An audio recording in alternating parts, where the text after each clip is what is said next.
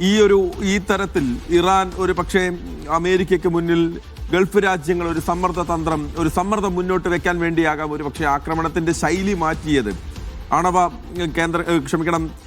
അവിടുത്തെ സൈനിക ബേസുകളെ ലക്ഷ്യമിട്ട് നടത്തിയ ആക്രമണങ്ങളിൽ നിന്ന് ഗൾഫ് രാജ്യങ്ങളുടെ ജീവനാഡിയായ അവിടുത്തെ ഊർജ കേന്ദ്രങ്ങളെ ലക്ഷ്യമിട്ടുള്ള ആക്രമണത്തിലേക്ക് നേരെ വഴിതിരിച്ചു വിടുമ്പോൾ ആ സമ്മർദ്ദം ഗൾഫ് രാജ്യങ്ങൾ സ്വാഭാവികമായും അമേരിക്കയ്ക്കും ഇസ്രായേലിനും മുന്നിൽ വെക്കും എന്ന് ഇറാൻ കരുതുന്നുണ്ടാകും.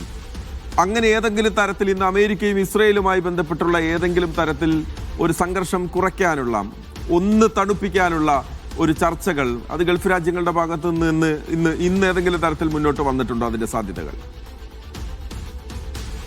മഹർഷി, പ്രത്യക്ഷത്തിൽ അത്തരമൊരു നീക്കം ഒരു ഗൾഫ് രാജ്യത്തിന്റെ ഭാഗത്തു നിന്നും മുന്നോട്ട് വന്നിട്ടില്ല. കാരണം നേരത്തെ ഖത്തറും ഒമാനുമായിരുന്നു ഇറാനും അമേരിക്കയ്ക്കും ഇടയിലുള്ള ഒരു വലിയ ഒരു പാലമായിട്ട് വർത്തിച്ചത്. പരമാവധി അവരുടെ പ്രയത്നങ്ങൾ അവർ നടത്തി. അതിന്റെ ഭാഗമായിട്ടാണ് മസ്കത്തിൽ ആണവ ചർച്ച, പരോക്ഷ ചർച്ച നടന്നത്.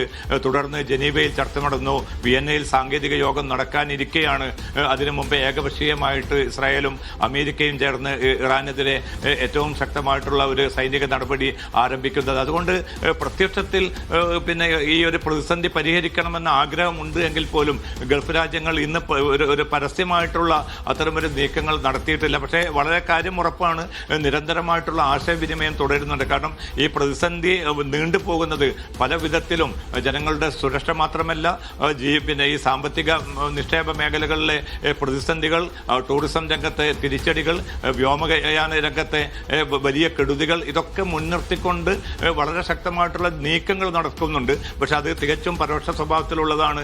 ആശയവിനിമയങ്ങൾ ശക്തമായി തുടരുന്നുണ്ട്. ഇപ്പോൾ റഷ്യൻ പ്രസിഡന്റ് വ്ളാഡിമിർ പുടിൻ ഇന്ന് ഖത്തർ ഉൾപ്പെടെയുള്ള വിവിധ രാജ്യങ്ങളിലെ നേതാക്കളുമായി സംസാരിച്ചിട്ടുണ്ട്.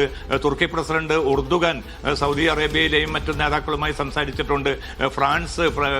ഫ്രഞ്ച് നേതാക്കൾ ഇമാനുവൽ മാക്രോൺ ഉൾപ്പെടെയുള്ളവർ വിവിധ ഗൾഫ് രാജ്യങ്ങളുമായി സംസാരിക്കുന്നുണ്ട്. അപ്പോൾ ഇത്തരം രാജ്യങ്ങൾ നടത്തുന്ന ചില നീക്കങ്ങൾ, പക്ഷെ ആ നീക്കങ്ങളെപ്പോലും അതിൻ്റെ ഒരു മുഖവിലക്കെടുക്കാൻ ട്രംപ് ഭരണകൂടം ഒരിക്കലും തയ്യാറായിട്ടില്ല ഇതുവരെ. അതോടൊപ്പം തന്നെ ഇസ്രായേലിന്റെ ഭാഗത്തുനിന്നും വലിയ സമ്മർദ്ദമാണ് അമേരിക്കൻ ഭരണകൂടത്തിന് മുമ്പാകെയുള്ളത്. കാരണം ഈ ലക്ഷ്യം നിറവേറാതെ പിന്മാറിയാൽ വീണ്ടും പിന്നെ ഇറാന്റെ ഭാഗത്തുനിന്ന് തങ്ങളുടെ നിലനിൽപ്പിന് എതിരായിട്ടുള്ള ഒരു ആക്രമണം വരും.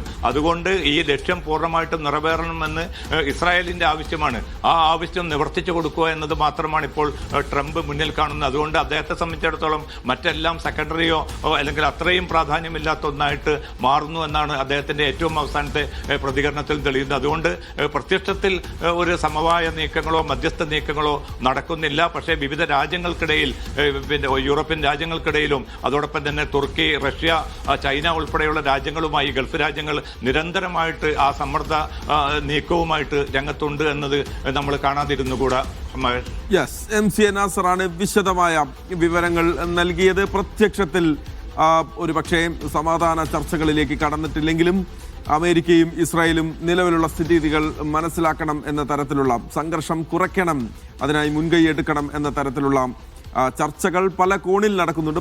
പക്ഷേ പ്രത്യക്ഷത്തിൽ അത് കാണുന്നില്ല. പക്ഷേ ഏറ്റവും പ്രധാനപ്പെട്ട വാർത്ത ഈ നിമിഷമുള്ളത് ഇറാനെതിരായ സൈനിക നടപടി തുടരും എന്ന് അമേരിക്കൻ പ്രസിഡന്റ് ഡൊണാൾഡ് ട്രംപ് വ്യക്തമാക്കിയതാണ്. വേണ്ടി വന്നാൽ കരയുദ്ധം നടത്താനും തയ്യാറാണെന്ന് ട്രംപ് പറഞ്ഞിരിക്കുന്നു.